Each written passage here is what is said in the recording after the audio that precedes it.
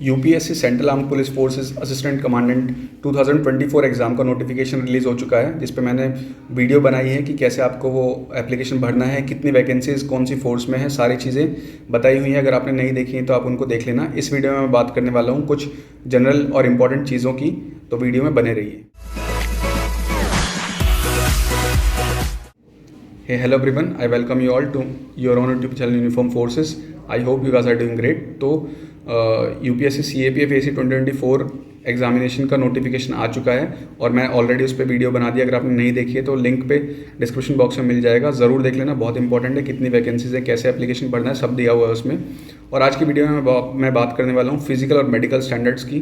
तो अगर आपको कोई भी डाउट है कि आपको चश्मा लगा हुआ है या लेजिक करवाया हुआ है या कोई और मेडिकल इशू है या फिजिकल आपके स्टैंडर्ड्स कितने हैं, हाइट वेट क्या होना चाहिए, वो सब चीज़ के बारे में बात करूँगा। But if you haven't subscribe to my channel, do subscribe it. ये फ्री ऑफ कॉस्ट है। और चलिए वीडियो को शुरू करते हैं। So in today's video will see कि फिजिकल और मेडिकल स्टैंडर्ड्स क्या हैं, ठीक है, for the candidate for the post of assistant commandants in central armed police forces. ये मैं बात कर रहा हूँ CAPF AC 2024 एग्ज़ाम का जो नोटिफिकेशन अभी रिलीज़ हुआ है उसके रिगार्डिंग। उसमें सब कुछ दिए हुए हैं ये चीज़ें। तो अभी क्या होता है कि there are many aspirants who want to prepare for this exam, but they are unsure कि whether they are whether they can be allowed और not to sit for the exam. अगर उनको कुछ फिजिकल डिफॉर्मिटी है या कुछ medical issue है, जैसे मान लीजिए मेरी अगर हाइट अगर मान लो 160 है, जबकि यहाँ पे 165 लिख रखा है, तो वो नेचुरल है कि मैं उस एग्ज़ाम के लिए नहीं बैठ सकता। And there is no fault of mine in it, ठीक है, इसमें मेरी कोई गलती नहीं है, बस मैं बैठ नहीं सकता इस एग्ज़ाम के लिए। तो बेटर है कि ऐसी अंडरस्टैंडिंग हम पहले से ही ले लें। तो उसी के रिगार्डिंग आज वीडियो होने वाली है, जिसके जो भी डाउट्स हैं सारे इसमें क्लियर हो जाएंगे। फिर भी कुछ रहते हैं तो do ask me in the comment box, या फिर टेलीग्राम ग्रुप यूनिफॉर्म फोर्सेस में भी आप डाउट्स पूछ सकते हैं। और नोटिफिकेशन आ चुका है, सारी डिटेल्स, कितनी वैकेंसीज़ हैं, कौन कौन किस तरीके से फॉर्म भरना है, वन टाइम रजिस्ट्रेशन क्या है, मॉडिफिकेशन कैसे कर सकते हैं एप्लीकेशन फॉर्म में, सब चीज़ें बता रखी है मैंने अपनी प्रीवियस वीडियो में, जिसका लिंक मैं आपको दे दूँगा। डेफिनेटली उसको देख लेना, उससे आपके सारे डाउट्स क्लियर हो जाएंगे। और अगर वीडियो पसंद आए तो वीडियो को लाइक कर देना, चैनल को सब्सक्राइब कर देना, ये फ्री ऑफ कॉस्ट है, ठीक है। तो सबसे पहले मैं देख लेता हूँ कि फिजिकल स्टैंडर्ड्स क्या होंगे, ठीक है। I talk both for man as well as for women, ठीक है। तो अगर हाइट है, these are the minimum requirements, ठीक है, इतना कम से कम होना चाहिए। तो मैन की जो हाइट है वो 165 सेंटीमीटर होनी चाहिए, वुमेन की 157 सेंटीमीटर। चेस्ट जो है मैन के लिए 81 सेंटीमीटर होनी चाहिए अनएक्सपेंडेड, यानी बिना फुलाए, और एक्सपेंड करके 5 सेंटीमीटर और बढ़ जानी चाहिए। वुमेन के लिए ऐसा कोई क्राइटेरिया नहीं है। वेट जो है मिनिमम मैन का 50 किलोग्राम्स होना चाहिए और वुमेन का 46 किलोग्राम, ये मिनिमम है। आपको जो वेट चाहिए होगा that will be as per the table mention below, ठीक है। वो टेबल आपको दिखा दूंगा, उसमें अपना एज और हाइट के हिसाब से आप लोगों को अपना वेट पता चल जाएगा, ठीक है। अब दिखा देता हूँ कि फ़िज़िकल जो एफिशिएंसी टेस्ट होता है उसमें क्या क्या चीज़ें आती हैं, उसके बाद फिर आगे मेडिकल स्टैंडर्ड्स पे बढ़ते हैं हम लोग, ठीक है। तो जैसे आपको यहाँ पे दिख रहा होगा कि मेल्स के लिए पहले बात कर लेते हैं। 100 मीटर की रेस जो है वो 16 सेकंड में होनी चाहिए। 800 मीटर की रेस 3 मिनट 45 सेकंड में। लॉन्ग जंप 3.5 मीटर, इसमें आपको 3 चांस मिलेंगे। और शॉर्ट पुट जो है 7.26 किलोग्राम का, इसमें आपको 4.5 मीटर का थ्रो करना है। ये मेल्स के लिए। फीमेल्स के लिए बात करूँ, 100 मीटर आपको 18 सेकंड में करना है। 800 मीटर 4 मिनट 45 सेकंड में। लॉन्ग जंप 3 मीटर करना है, इसके लिए 3 चांस मिलेंगे। और शॉर्ट पुट का इवेंट फीमेल्स के लिए नहीं है, ठीक है। शॉर्ट पुट जो मेल्स के लिए है इसमें भी एक ही चांस मिलता है, लॉन्ग जंप में इसमें 3 चांस मिलते हैं, ठीक है। अब मेडिकल स्टैंडर्ड्स देख लेते हैं एक बार। तो मेडिकल स्टैंडर्ड में सबसे पहला आ जाता है आई साइट। तो आपका डिस्टेंट विजन जो है बेटर आई का 6/6 होना चाहिए, वर्स आई का 6/12 होना चाहिए। नियर विजन जो है N6 होना चाहिए करेक्टेड, और N9 होना चाहिए वर्स आई का करेक्टेड। अब इसमें क्या, कुछ लोगों को डाउट होता है कि क्या लेजिक अलाउड है। तो लेजिक अलाउड है, ग्लासेस भी अलाउड है, बट उसकी कुछ कंडीशंस है, वो बता देता हूँ। जैसे limits of refractive errors permitted, वो -4D है आपका मायोपिया के लिए, और +4D है आपका हाइपरमेट्रोपिया के लिए। ये सिलेंडर वाला इंक्लूड करके है इसमें, ठीक है। कलर परसेप्शन का जो टेस्ट होता है वो कलर परसेप्शन टेस्ट 3 होता है बाय इशिहारा प्लेट्स को यूज़ करते हुए। तो जिनको कलर ब्लाइंडनेस का रहता है उसका इससे आइडेंटिफाई हो जाता है। लेजिक सर्जरी जो है वो अलाउड है। उसका एज जो है सर्जरी का आपका 18 से 35 के बीच होनी चाहिए वो सर्जरी। एक्सियल लेंथ जो है 21 से 26 mm होनी चाहिए। कॉर्नियल थिकनेस 425 माइक्रोन होनी चाहिए। प्री लेजिक एरर जो होनी चाहिए 6D होनी चाहिए। और पोस्ट ऑपरेटिव पीरियड जो है should be stable refractive flap. Interval आपका कितना होना चाहिए, यानी जब आप लोग इसके लिए अपना मेडिकल एग्जामिनेशन के लिए जाएंगे तो उससे 6 महीने से पुरानी आपकी सर्जरी जो है वो होनी चाहिए। ऐसा ना हो कि आप जब करवाने जा रहे हैं तो उससे 1-2 महीना 3 महीना पहले ही करवा रखी है आपने, वो 6 महीने से पहले की सर्जरी आपकी होनी चाहिए।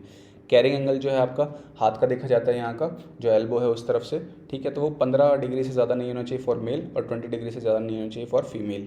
ईयर का जो है किसी भी तरह का कोई डीफनेस या परसिस्टेंट ईयर डिस्चार्ज जो है कुछ नहीं होना चाहिए, ठीक है, या ऐसी कोई भी कंडीशन नहीं होनी चाहिए जैसे एट्रिया ऑफ मीटस, एक्सोटोसिस, नियोप्लाज्म, ये सब टर्म्स जो हैं मेरे को भी बहुत एग्जैक्टली नहीं पता है, बट ये जो है आपको अगर डॉक्टर ने डायग्नोज किया होगा तो उसमें उन्होंने ये टर्म को यूज़ किया होगा, ठीक है। नोज़ जो है डीएनएस नहीं होना चाहिए। डीएनएस का ऑपरेशन भी होता है डेविएटेड नोज सेप्टम, तो अंदर की हड्डी जो है वो बढ़ जाती है और उसकी वजह से प्रॉब्लम होती है, तो वो नहीं होना चाहिए। एट्रोफिक राइनाइटिस नहीं होना चाहिए। ट्यूबरकुलर अल्सरेशन नहीं होना चाहिए। साइनोसिटिस भी नहीं होना चाहिए क्रॉनिक। इसके बाद नेक की बात करें तो एनलार्ज लिम्फ नोड नहीं होना चाहिए, थायराइड नहीं होना चाहिए, किसी भी तरह की कोई और नेक की स्वेलिंग नहीं होनी चाहिए, ठीक है। इसके बाद टीथ की बात करें तो sufficient number of sound teeth होने चाहिए, एफिशिएंट मास्टिकेशन यानी कि खाना चबाने के लिए, ठीक है। इसके बाद ऐसा कोई यहाँ पे नंबर ऑफ टीथ नहीं दे रखा है जो मैं बता पाऊँ आपको। कैंडिडेट जो है उसको पायरिया नहीं होना चाहिए। वेनरल डिजीज़ की बात करें तो candidate should not have active science of clinical venereal disease. ये क्या होते हैं ये आप अपने डॉक्टर से जाकर कंसल्ट कर सकते हैं। क्रॉनिक स्किन डिजीज़ की बात करूँ तो लेप्रोसी नहीं होना चाहिए, क्रॉनिक डर्मेटोसिस नहीं होना चाहिए, ठीक है, और ये सोरियासिस और एसएलई एटसेट्रा ये सब नहीं होना चाहिए। जनरल स्टैंडर्ड्स की बात करूँ कुछ सीधे सीधे उसमें, तो स्पीच जो है विदाउट इम्पेडिमेंट होनी चाहिए, यानी कि there should not be no stammering, जो हकला के या रुक रुक के बात करते हैं वो नहीं होना चाहिए। कोई भी क्रोनिक डिजीज़ जैसे कि TB, arthritis, high blood pressure, diabetes, ये सब दिक्कतें नहीं होनी चाहिए। कैंडिडेट को जो है परसेप्टिबल या कोई विजिबल स्वेलिंग नहीं होनी चाहिए बॉडी में कहीं पे भी। चेस्ट जो है वेल फॉर्म्ड होनी चाहिए, कोई ऐसे abnormality, flat chest, pigeon chest, ये सब नहीं होना चाहिए। Heart and sound should be sound. Limbs, hand, feet जो है सही से बने होने चाहिए, फुली डेवलप्ड और परफेक्ट मोशन करते हुए हों। किसी भी तरीके का कोई फ्रैक्चर ना हो, ऐसा कोई, मतलब पहले फ्रैक्चर हो जाता है जनरली, बट ऐसा कोई ना हो जो जिसकी वजह से आपको कोई दिक्कत हो रही है या कोई माल फ्रैक्चर हो जो ठीक नहीं हो पाया, ठीक है। कोई भी सारी बॉडी जॉइंट्स जो है उनके जैसे मूवमेंट होता है वैसा होना चाहिए। फीट एंड टोज जो है वेल फॉर्म्ड होने चाहिए, और इसमें अगर किसी को फ्लैट फीट होता है तो उसका भी वो डॉक्टर्स जो है पता लगा लेते हैं, ठीक है। Should not have congenital malformation और डिफेक्ट्स कोई नहीं होना चाहिए। इसके बाद कोई भी ट्रेसेस प्रीवियस एक्यूट या क्रॉनिक डिजीज़ के नहीं होने चाहिए, ठीक है, जिससे पता चले कि कोई गड़बड़ है, ठीक है, जैसे पुरानी कोई हिस्ट्री होती है वो सब नहीं होना चाहिए। Candidate should have no disease of genito urinary tract जो होता है उसमें कोई दिक्कत नहीं होनी चाहिए। कोई स्क्रोटल स्वेलिंग या फिर किसी टाइप का हर्निया होता है, कई बार हो जाता है, वो भी नहीं होना चाहिए। ट्रीटेड हो, मतलब अगर हुआ था ठीक हो गया तो वो भी उसका पता ना लगे तो वो भी ठीक होता है। और मेल्स के लिए अगर बात करें तो both the testicles are in the scrotum and of normal size. Candidate जो है उनको नॉकनीज या फ्लैट फुट या वेरिकोस वेन्स नहीं होना चाहिए। कुछ लोगों का डाउट होता है कि वेरिकोस वेन्स हैं या नॉकनीज या फ्लैट फुट हैं तो क्या करें। नॉकनीज जो होता है कुछ हद तक मैंने सुना है कि ठीक हो जाता है, कुछ डॉक्टर के ऐसा एडवाइस करते हैं कुछ चीज़ों का, जैसे पिलो वगैरह का यूज़ करके, but generally flat foot varicose veins के लिए कोई इलाज नहीं है। They must be in good maintenance, bodily health होना चाहिए और कोई भी फिजिकल डिफेक्ट जो है वो नहीं होना चाहिए ताकि आपको अपनी ड्यूटीज़ परफॉर्म करने में कोई प्रॉब्लम ना हो। इसके बाद टैकीकार्डिया, यानी कि जब पल्स रेट जो होता है पर मिनट 100 से ज़्यादा होता है तो उसे टैकीकार्डिया बोलते हैं। ब्रेडिकार्डिया जब 50 पर मिनट से कम होता है पल्स रेट, तो ये दोनों ही कंडीशंस नहीं होनी चाहिए, आप नॉर्मल होना चाहिए। Candidate should not suffer from hernia, hemorrhoids मतलब पाइल्स, और कॉन्डिलोमेटा, प्रोलैप्स, रेक्टम, ये बीमारियाँ नहीं होनी चाहिए। टैटू जो होता है वो अलाउड होता है, ठीक है, हमारे कंट्री में, लेकिन उसके लिए कुछ क्लॉज है, जैसे कि लोकेशन। आपका टैटू जो है राइट हैंड में यहाँ पर नहीं होना चाहिए क्योंकि सैल्यूटिंग हैंड है। लेफ्ट हैंड में यहाँ पर हो सकता है, लेकिन उसका साइज़ जो है कितना होना चाहिए 1/4, मतलब अगर इतना बड़ा एरिया है तो उसका 1/4 ही आपका टैटू होना चाहिए एल्बो या हैंड पर। और जो भी मेडिकल एग्जाम होगा उसके लिए जो नॉर्म्स बना हुआ है, एमएचए की गाइडलाइंस है 20 मई 2015 का, तो उसके अकॉर्डिंग होगा। और जब रिव्यू मेडिकल होगा तो वो इसके अकॉर्डिंग होगा, ठीक है। तो फिट और अनफिट जो है आपको इसी के बेसिस पे किया जाएगा। जब आपका डिटेल मेडिकल एग्जामिनेशन होगा, अगर मान लो आपको अनफिट कर दिया जाता है तो उसके बाद में आपका नेक्स्ट डे या फिर कुछ दिन बाद आपका रिव्यू मेडिकल बोर्ड होगा जिसमें आपको दोबारा से उसमें एग्जामिन किया जाएगा और फिर आपको फाइनल अनफिट या फिट डिक्लेयर किया जाएगा, ठीक है। ये जो मैं चार्ट आपको बता रहा था, आपका हाइट देखो पहले आप, मान लो मेरी हाइट 172 है और मेरी एज जो है वो 29 है, तो मैं अगर देखूंगा तो मेरा वेट होना चाहिए 57 से 70 किलोग्राम्स के बीच में। तो आपका अगर इस टेबल के अकॉर्डिंग होगा तो आपको मेडिकल में क्लियर कर देंगे। अदरवाइज़ अगर ज़्यादा मान लो 1-2 किलो ऊपर नीचे चल जाता है, बट अगर इससे ज़्यादा होगा तो फिर आपको वो रिजेक्ट भी कर सकते हैं। इसलिए अपने जो बॉडी है, फिजिक है, उसको मेंटेन रखें, अच्छे से एक्सरसाइज वगैरह करें रेगुलर, ठीक है। फीमेल के लिए ये क्राइटेरिया दे रखा है, तो इसी के अकॉर्डिंग आपका सारा स्टैंडर्ड्स जो है वो मीट करने चाहिए। तो ये था फिजिकल मेडिकल स्टैंडर्ड्स के वीडियो में। ठीक है, वीडियो अच्छी लगी, हेल्पफुल लग रही है तो इसको लाइक कर दें, चैनल को शेयर और मेरे चैनल को सब्सक्राइब भी कर दें, ये फ्री ऑफ कॉस्ट है। और मैं मिलता हूँ आपसे नेक्स्ट वीडियो में।